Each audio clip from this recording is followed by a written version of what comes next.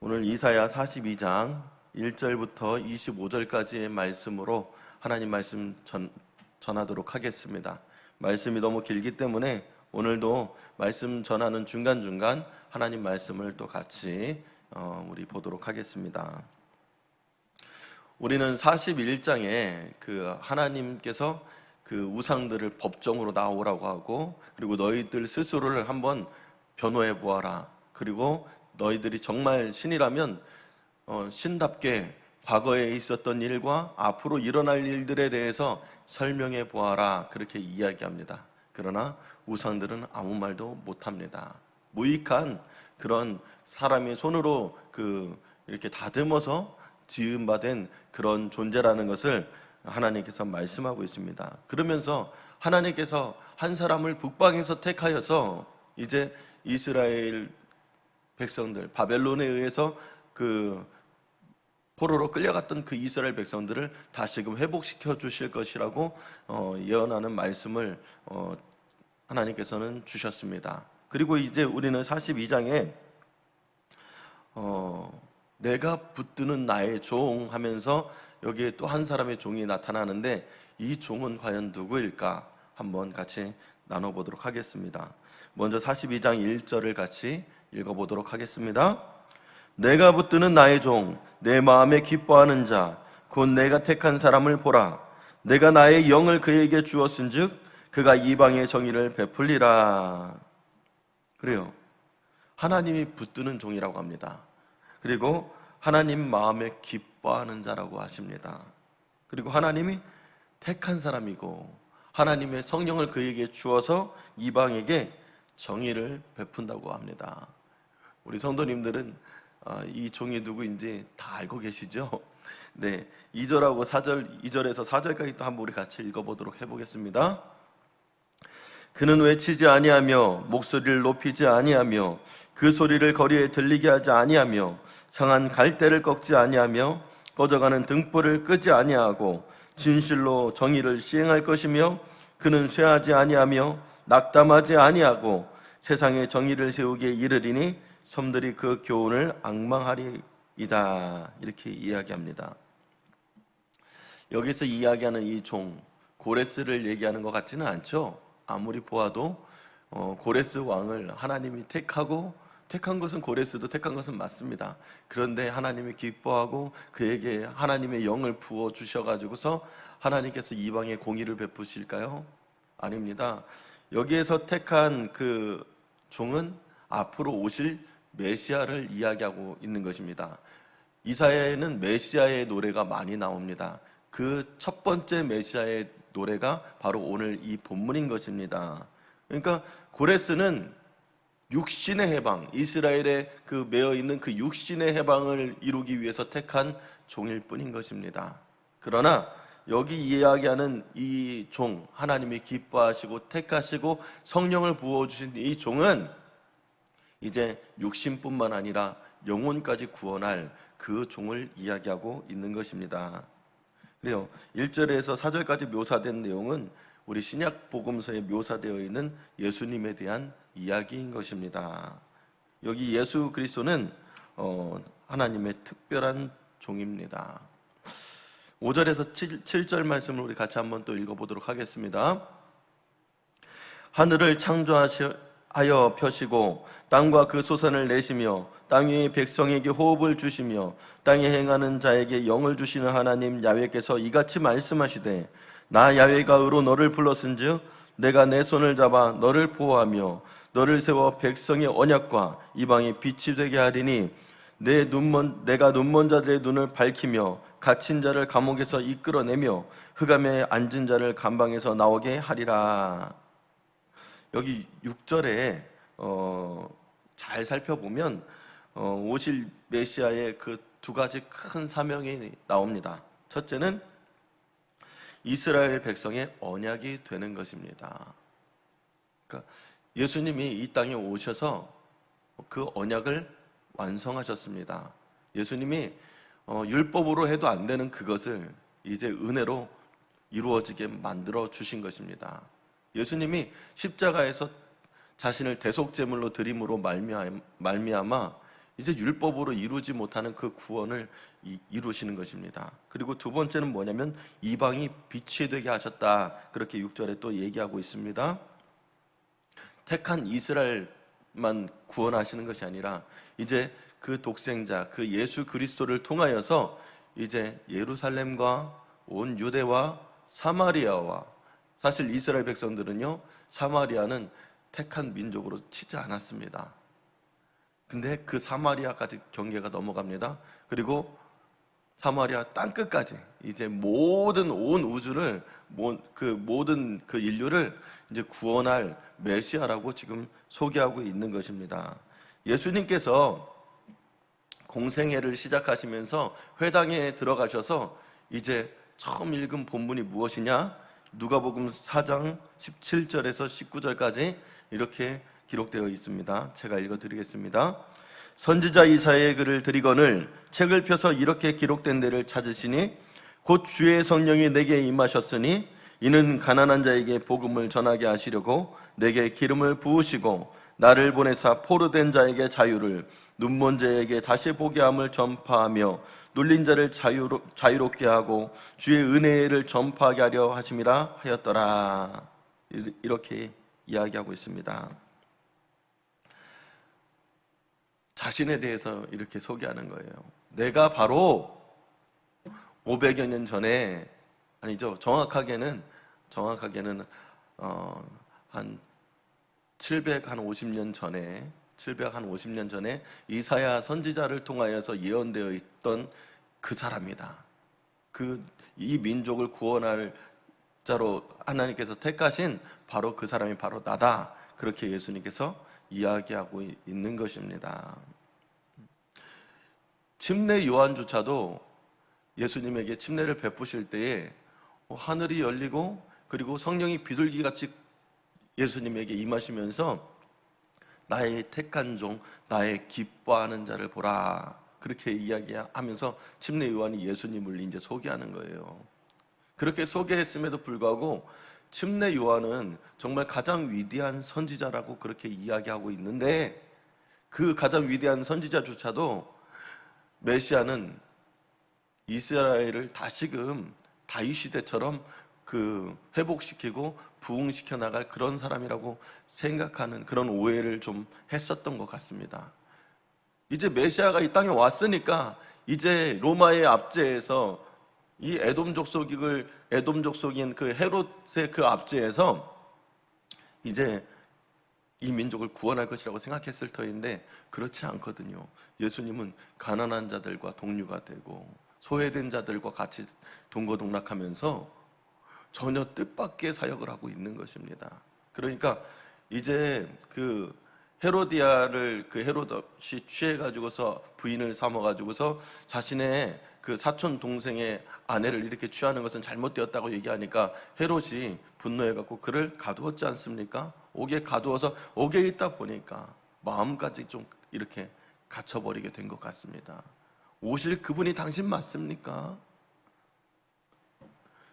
나처럼 이 민족이 이렇게 정말 이방인의 압제에 갇혀 있는데 왜 당신은 가만히 있습니까? 그 얘기예요.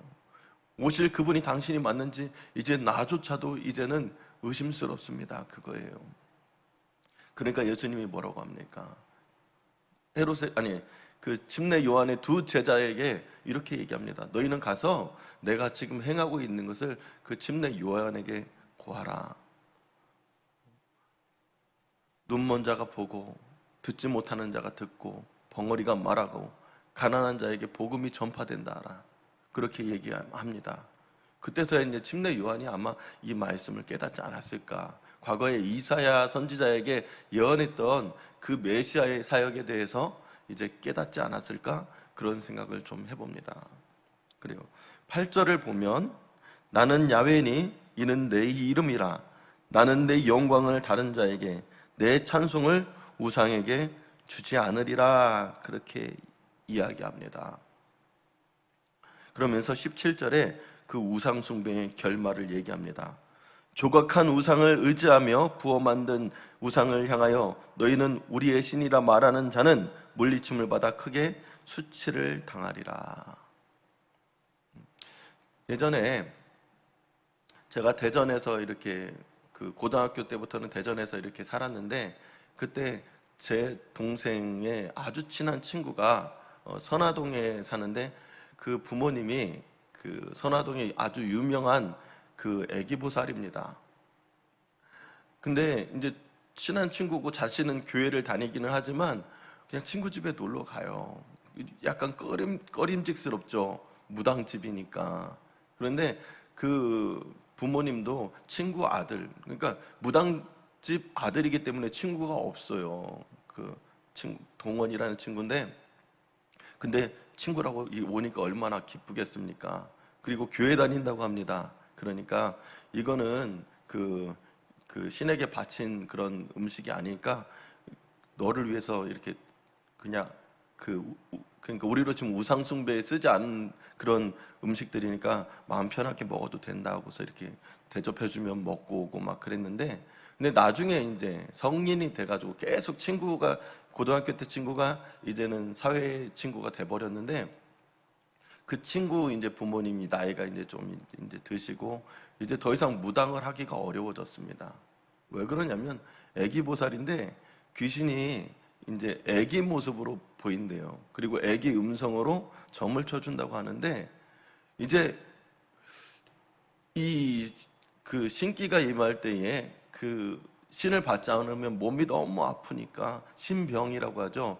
그 신병을 고치기 위해서 이제 산에 올라가 가지고서 좀 그 신내림이 있는 그 용한 곳에 가 가지고 그렇게 정말 몇 달을 고생해서 신을 받았습니다. 그리고 나서 신을 받고서 사람들을 보니까 보이는 겁니다. 들리는 거예요, 이제 그 사람에 대해서. 그러니까 용하다는 소문이 들려가지고서 사람들이 재물들을 싸갖고 와서 굿도 하고 또 점도 칩니다. 사람들이 막 찾아오고 자기를 이렇게 떠받들어 주니까 좋아요. 그런데 웬걸요? 너무 사람이다 보니까 피곤할 때가 있잖아요. 새벽에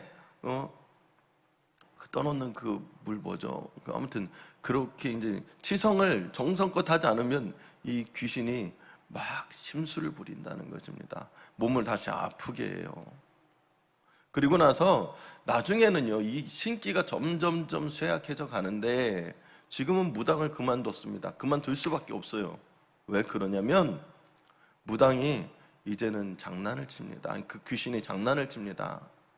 처음에는 점치러 오는 사람들에 대해서 잘 얘기해 줍니다. 그런데 나중에는 계속 틀린 답을 주는 겁니다. 막 깔깔깔 웃으면서 속았지 그런답니다. 그러다가 나중에는 귀찮아 네 마음대로 말해, 그렇게 얘기한대요. 그러니까 더 이상 용암무당이 아니에요, 이 사람은 이제. 그리고 이제는 자기가 이제 그동안 그 무당해오던 그런 어떤 감을 가지고 사람들을 대하다 보니까 더 이상 점을 쳐줄 수가 없게 된 것입니다. 끝이 좋지가 않아요, 끝이.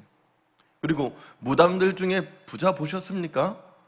돈을 몇 천만 원짜리 구슬하러 이렇게 돈을 갖고 오고 그러는데도 불구하고 그 집이 결코 부자가 아닙니다.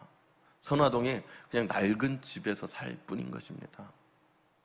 돈을 모을 수가 없어요. 귀신이 사람 잘 되게 하는 거 보셨습니까? 아니에요. 결국에는요, 도적질해 갑니다. 그리고 망하게 하는 것입니다. 귀신에 사로잡히고 우상 숭배하는 자의 끝은 그렇게 되는 것입니다. 오늘 17절에 그래서 조각한 우상을 의지하며 부어 만든 우상을 향하여 너희는 우리의 신이라 하는 자는 물리침을 받아 크게 수치를 당하리라. 크게 수치를 당하리라. 이 말씀대로인 것입니다. 그래요. 그리고 23절에서 25절까지의 말씀을 이제 우리가 같이 한번 보고 말씀을 맺도록 하겠습니다. 너희 중에 누가 이 일에 귀를 기울이겠느냐? 누가 뒤에 올 일을 삼가 듣겠느냐? 야곱이 탈취를 당하게 하신 자가 누구냐? 이스라엘을 약탈자들에게 넘기신 자가 누구냐? 야훼가 아니시냐? 우리가 그에게 범죄하였도다. 그들이 그의 길로 다니기를 원하지 아니하며 그의 교훈을 순종하지 아니하였도다. 그러므로 야훼께서 맹렬한 진노와 전쟁의 위력을 이스라엘에게 쏟아 부으심에 그 사방에서 불타오르나 깨닫지 못하여 몸이 타나 마음에 두지 아니하는도다. 자신의 지금 몸이 영적으로 타들어가고 있습니다. 몸에 불이 붙었는데요, 깨닫지 못하는 것입니다. 그러니까 지금 이 이사야서는 우리가 세 가지 측면으로 입체적으로 좀 봐주어야 돼요. 그러니까 이 이사야서는요, 아직 멸망당하지 않은 이스라엘 백성들, 우시야 시대부터 해가지고서 그 히스기야, 므낫세 거기에 이를 때까지 계속 이사야 선지자가 과거에 앞으로 되어질 일들에 대해서 계속 예언하는 것입니다. 그러니까 알아듣지를 못하는 거예요. 한번 생각해 보세요. 먼 미래 한 200년, 150년에서 200년 이후에 일어난 일들에 대해서 이야기하고 있는 거예요. 너희가 이렇게 우상 숭배에 빠져 있고 도덕과 윤리와 모든 죄악의 그 방탕한 삶을 지금 살고 있는데 하나님께서 너희들을 이렇게 심판하신다고 지금 경고의 메시지를 주고 있어. 그리고 이사야 선지자가 계속 예언하고 있는데 지금 예언하는 내용이 굉장히 알아듣기가 어려워요. 조곤조곤 너희가 이렇게 범죄하고 있기 때문에 하나님께서는 이방에 그 바벨론이라는 나라를 들어서 너희를 이제 멸망시킬 거야. 그리고 포로로 끌고 가가지고 70년 동안 너희들을 압제할 거야. 그리고 고레스라는 왕을 페르시아에서 세워가지고서 바벨론을 무너뜨린 다음에 그 고레스를 통하여서 너희를 다시 이스라엘 땅으로 돌아오게 할 거야. 이렇게 쉽게 설명해 주면 얼마나 좋겠습니까? 그런데 그렇지가 않아요. 우리도 이사야서를 읽어보면은요, 이렇게 풀어서 해석해 주면은 알아들어도 이사야서를 우리가 처음 대하잖아요. 그러면 이게 무슨 말인지 몰라요. 그런데 중요한 것은요, 여기 이 백성이요, 귀를 기울이지 않는데요. 모르면 와서 물어봐야 되지 않습니까? 예전에 제가 대학교에서 사경회 때에 김동호 목사님이 강사로 와가지고 얘기하는데요. 신학생 여러분, 자신이 다 아는 것처럼 생각하지 마십시오. 자신이 제일 똑똑한 것처럼 그렇게 여기지 마십시오. 저도 이 성경책을 보다가 이해가 안 되는 부분이 있습니다. 이해가 안 된다고 해서 이 성경책에 오류가 있는 것이겠습니까? 아닙니다. 성경책은 제가 아무리 보아도 절대로 오류가 없습니다. 다만 하나님이 계시를 주시지 않아서 내가 깨닫지 못하는 것일 뿐인 것입니다. 모르는 것은, 난해한 구절은 그냥 일단 덮어두세요. 넘어가세요. 하나님이 깨닫게 하실 때가 반드시 있습니다. 그렇게 이야기하더라고요. 근데 중요한 것은요, 그냥 덮어만 두고 있으면은 그냥 평생 모르는 거예요. 모르는 것이 있다면 오늘 본문처럼 귀를 기울여야 돼요. 계속 물어봐야 돼요. 계속 묵상해야 됩니다. 그러다 보면 하나님께서 어느 날 그때가 되면 깨닫게 하실 때가 있는 것입니다. 이스라엘 백성들은요, 과거에 이스라엘이 망하기 전에는 이 말씀을 깨닫지 못했습니다. 하지만 포로로 끌려갈 때, 그때 이사야 선지자께서 예언하신 말씀이 바로 이 말씀이구나 깨닫게 되지 않습니까? 그리고 다니엘 같은 사람은 예레미야 선지자가 예언한 70년이 다 차가고 있는데 회복의 그런 기미가 보이지 않아요. 바벨론은 여전히 기세 등등합니다. 망할 징조가 보이지 않아요. 그러니까 하나님 앞에 금식하며 엎드리지 않습니까? 그때 하나님께서 다시 계시를 주시고, 그리고 예레미야의 예언대로 70년이 차니까 뜻밖의 사람 고레스를 세워가지고서 이렇게 나라를 회복시키잖아요. 우리는 이 새벽에 하나님께 구할 때에, 하나님 이제 나로 하여금 듣게 하여 주시옵소서. 하나님 이제 나를 쳐서 하나님 말씀에 복종하게 하여 주시옵소서. 제가 지난 월요일인가 화요일인가 우리 아이가 잠자기 전에 갑자기 낮에 보았던 무서운 영상이 생각나가지고 아빠 기도해줘 그랬다고 했죠. 그리고 아빠 우리 왜 가정예배 안 드려 그랬다고 했죠. 그 아이가 한 말이 굉장히 참 기특해가지고 제가 다시 이제 가정 예배를 시작했는데요. 근데 희한한 일이 생겼어요. 그 다음날 우리 애가 가정 예배 드리다 보니까 이게 또 이제 아이한테는 이게 좀 이게 지루하고 또 그 뭐 TV도 보고 싶고 다시 핸드폰 동영상도 보고 싶고 그렇잖아요. 그러니까 아빠 나 이제 무서운 생각 다 없어졌어. 가정 예배 그만하자 그래요. 이게 바로 우리들의 모습입니다. 급할 때는 하나님 찾아요. 힘들고 어려울 때는 하나님께 엎드립니다. 그런데 다시 그 마음이 너무너무 쉽게 변해요. 하나님을 가까이 해야 됩니다. 하나님을 가까이 해야지만 우리가 살 길이 열리는 것입니다. 하나님을 가까이 해야지만 지금 이 시대를 보는 눈이 열리는 것입니다. 하나님을 가까이 해야지만 하나님 말씀대로 살아갈 힘이 생기는 것입니다.